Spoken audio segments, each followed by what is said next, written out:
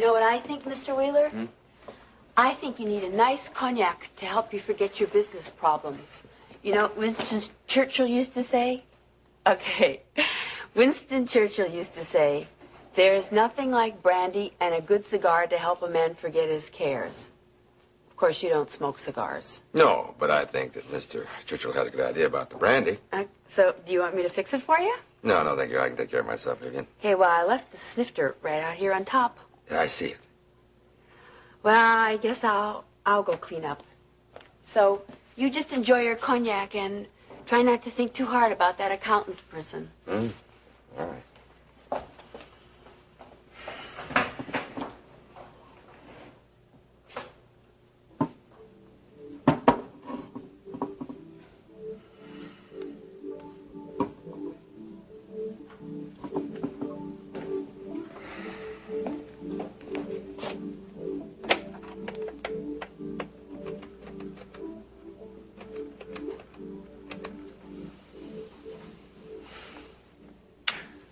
Yes, I'd like to get a hold of Mr. Jim Lawrence's hotel suite, please. Thank you.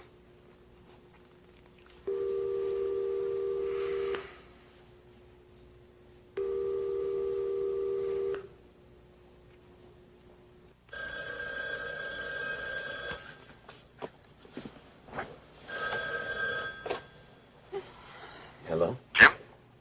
No. Oh, look, I'm sorry. I was trying to reach Jim Lawrence, but apparently the hotel operator gave me the wrong extension.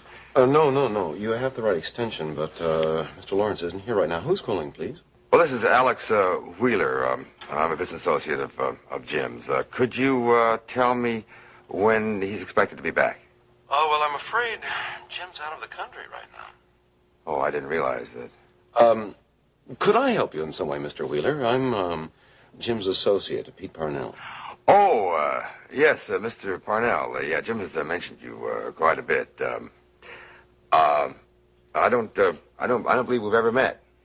No, I do most of my work out of the Galveston office. I'm just up here for a week or so while Jim's abroad. Well, I'd like to meet you, Mr. Parnell.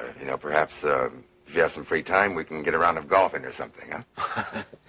Well, I'd like that very much, but I'm afraid you might be a little disappointed. I'm not in the same league as Jim when it comes to golf. I'll tell you what, that wouldn't bother me at all. Look, I might even win a round for a change. But maybe we get together some other time, say for a drink. I don't see why not. Now, as a matter of fact, I have some free time tonight. Of course, I know it's very short notice. Not at all. This evening would be fine. All right. Sir? Mrs. Wheeler is here, see? Ah, Mrs. Wheeler. Detective Donovan, I didn't expect to find you at headquarters when I called. I was hoping to set up a meeting for tomorrow morning. Well, I won't be here tomorrow morning. With any luck, I'll be at home asleep. You seem to keep very curious hours. Well, it's not by choice, ma'am. No, I shouldn't think so. And we find it necessary to stagger the working hours around here. Unfortunately, it seems most criminals prefer the night shift. That must make it very difficult for your wives. Yes, it does. For those of us who are married. Now, what can I do for you? What I have to discuss with you is of a rather private nature. Frank, that'll be all for now. Tell Farley to hold my calls for a while. Right, sir. Thank you for being so understanding. This is a very difficult situation for me, and I'm afraid it won't be easy for me to tell you what I have to say. Now, we're used to dealing with difficult situations, Mrs. Wheeler. Why don't you just relax and sit down and tell me what you got on your mind? Thank you.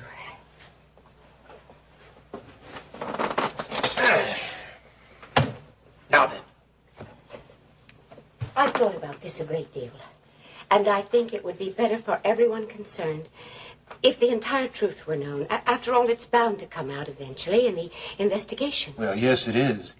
But just exactly which investigation are we talking about? The murder of that dreadful man, Christopher Shaw. I see. How does this involve you? It doesn't. At least, not directly. But you see... Oh, dear, this is very difficult. There is, unfortunately, A connection between Mr. Shaw and my daughter-in-law, Paige Carrington. Yes, we're aware of Mrs. Carrington's association with Shaw. But perhaps you can add to our knowledge? Well, you see, Mr. Shaw had been making a number of threats. Against whom? Paige, and indirectly myself. What was the nature of his threats? Blackmail. He was attempting to blackmail the family. With what? A film.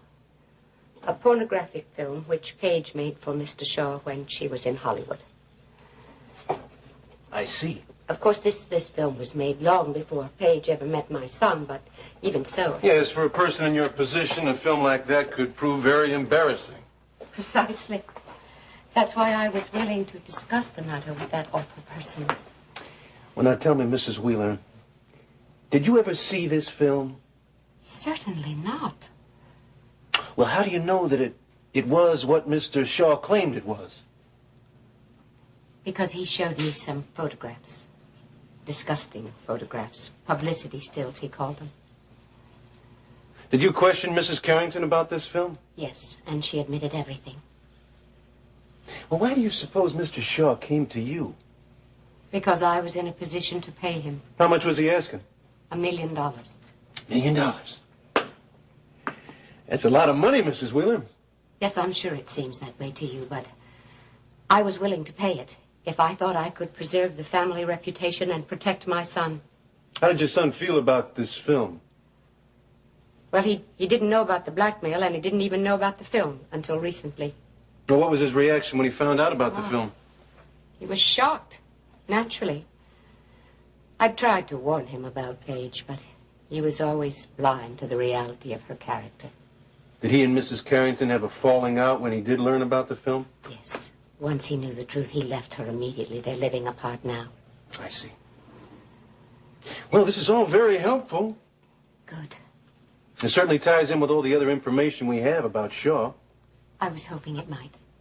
There's only one question I have, Mrs. Wheeler. What is that? Have you any idea where this film is now?